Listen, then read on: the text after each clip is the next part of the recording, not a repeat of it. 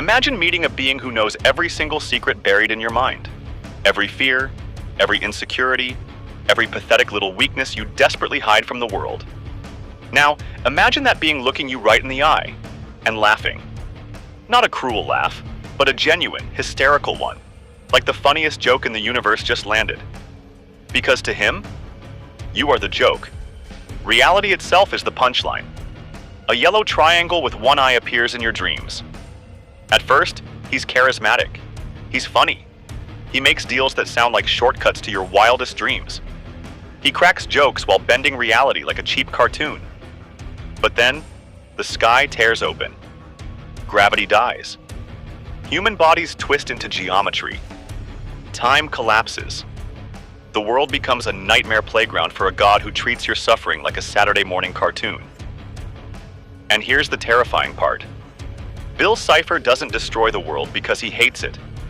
He destroys it because he thinks rules are a prison, and he's the only one brave enough to burn the prison down.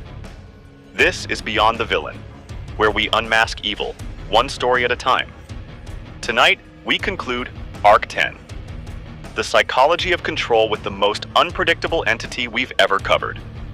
We're examining Bill Cipher, voiced by Alex Hirsch, creator of Disney's Gravity Falls. He is a villain who didn't just manipulate minds. He tried to delete the very concept of consequence. Bill Cipher represents the logical extreme of cosmic nihilism and absolute freedom. He is the ultimate warning of what happens when power is stripped of empathy, limits, and meaning.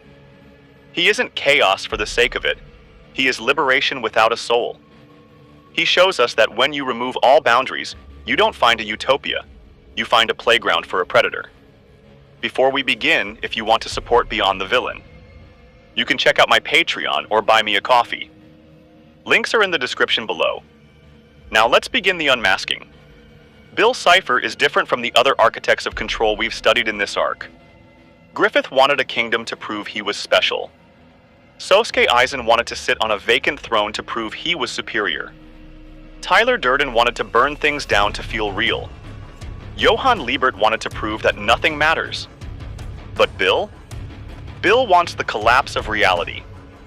The most effective part of Bill's psychology is his disarming charisma. He enters the story as entertainment. He's fast-talking, he's bizarre, and he's fun. Because humans associate humor with safety, we lower our guard. If someone is making us laugh, we assume they can't be that dangerous. Bill plays this like a fiddle. He's the ultimate social engineer, using comedy as a crowbar to get inside your head.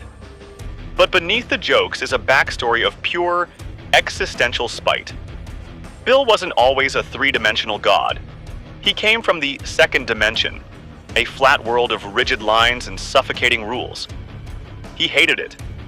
He hated the limits of his existence so much that he liberated his homeworld by burning it to the ground. This is the core of Bill's psychology, the trauma of limitation. He views any form of structure, physics, morality, time, as an insult. He didn't just want to move to a new world. He wanted to destroy the very idea of dimensions so he could be everywhere and everything at once. He's an addict for more, and the universe is never big enough to satisfy him. Bill understands that human beings are always looking for a shortcut. He finds people like Stanford Pines, geniuses who feel unappreciated, and he offers them the one thing they crave: knowledge. Bill's deals are a masterclass in psychological manipulation.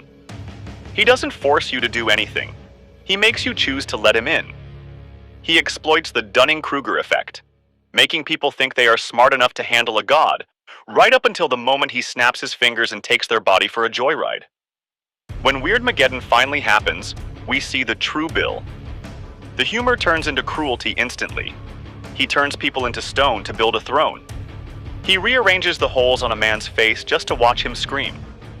This isn't chaos as an abstract concept. This is predatory dominance.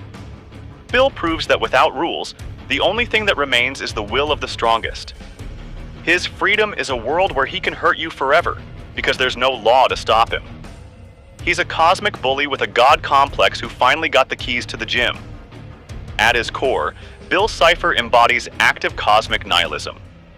is a philosophical approach that combines the recognition of a meaningless, indifferent universe known as cosmic nihilism with the proactive creation of personal value and meaning, known as active nihilism.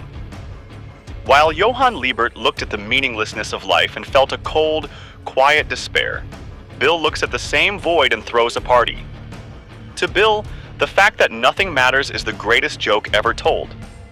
Bill's worldview is that reality is a hologram, and the universe is an illusion. He aligns with the most radical forms of existentialism, where there is no inherent essence to anything. But Bill takes it a step further into absurdism. He believes that human attempts to create order, governments, families, logic, are just pathetic ways for flesh puppets to distract themselves from their own insignificance. He sees our rules as a cage that keeps us from seeing the fun of the chaos. The irony of Bill's absolute freedom is that it's extremely one-sided. He preaches freedom, but the moment he enters our world, he demands to be called master. This is the psychological reality of anarchic tyranny. When someone tells you they want to destroy the system, you have to ask, what are you replacing it with? In Bill's case, he replaces a system of rules with a system of whim. And a world governed by the whim of a bored god is the most restrictive prison of all. Standing against the cosmic madness of Bill Cipher is a messy, dysfunctional family in a tourist trap. Bill's biggest mistake, and his ultimate downfall, is his inability to understand emotional resonance. He sees feelings as glitches in the software. Bill operates on deals, transactions. Dipper Pines and Mabel Pines operate on trust, commitments. Stanford Pines tried to beat Bill with high-level physics and superior intelligence. He failed because he was playing Bill's game, the game of who is the smartest, strongest? But the Pines family wins because they rely on interdependence. Meaning isn't found by escaping reality. It's created by the people you share that reality with. Bill can rewrite the stars, but he can't rewrite the fact that Mabel would die for Dipper. That illogical connection is a boundary Bill can't cross. It's a rule of the heart that Bill doesn't have the code for.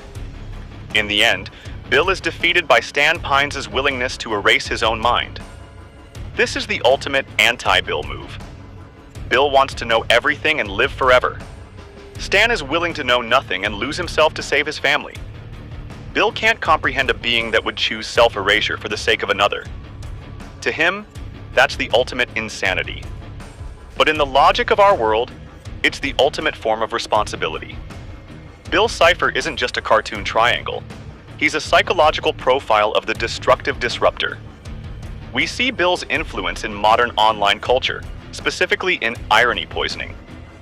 This is when people hide behind layers of jokes and memes so they never have to be sincere or responsible. Like Bill, these spaces treat cruelty as entertainment and empathy as cringe. If nothing is real and everything is a joke, then you don't have to feel bad about hurting people. That is the Cipher mindset. It's the use of humor to mask a deep, predatory nihilism. We also see this in the glorification of rule breakers in business and politics. People who claim they want to disrupt everything and move fast and break things. While progress requires change, Bill shows us what happens when breaking things becomes the only goal. If you disrupt the foundations of truth and trust, you don't get a better world. You get Weirdmageddon. You get a world where the only thing that matters is who can scream the loudest or manipulate the most people. Many people today feel trapped by the system, by debt, by social expectations, by corporate life. Bill is the temptation to just quit everything and go wild. But he reminds us that real freedom isn't the absence of rules. It's the ability to choose your own constraints. A person with no rules isn't a god. They're just a leaf in the wind. Now we come to the question that haunts the end of Arc 10. Was Bill Cipher evil? Or was he just the only one who realized that the universe is actually a joke? Think about it. We spend our lives building houses, saving money, and following laws. But one meteor or one virus can take it all away in a second. From a cosmic perspective, human order is a tiny, fragile little candle in a hurricane of chaos. Bill is terrifying because he reflects the absurdity of existence. He shows us that our reality is a fragile consensus. We only have order because we all agree to act like it exists. Are we the insane ones for pretending everything makes sense? Or is Bill the insane one for refusing to participate in the human story? We all have a Bill Cipher in our heads. It's the part of us that wants to snap at a coworker, or lie to get ahead, or just ignore our responsibilities and have fun. Bill is what happens when you give that voice a physical body and infinite power. He doesn't have a tragic backstory to justify his actions. He doesn't have a noble goal like Griffith. He just wants. And that makes him the most human villain in this arc, because he represents our most basic, selfish impulses amplified to a cosmic scale. So, how do we finish Arc 10? How do we defeat the psychology of control? 1. Embrace the boring truth. Reality isn't an illusion. Your choices matter. Your pain matters. And the people around you matter. Don't let nihilism become a shield to keep you from being a decent person. 2. Value sincerity over irony. Bill hates sincerity because he can't manipulate it.